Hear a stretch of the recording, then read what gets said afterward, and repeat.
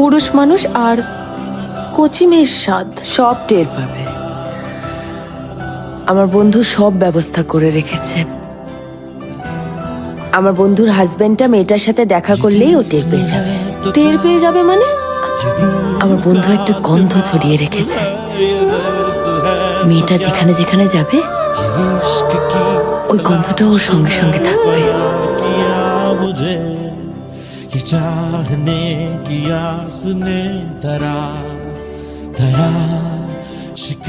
মিথ্যে বললি?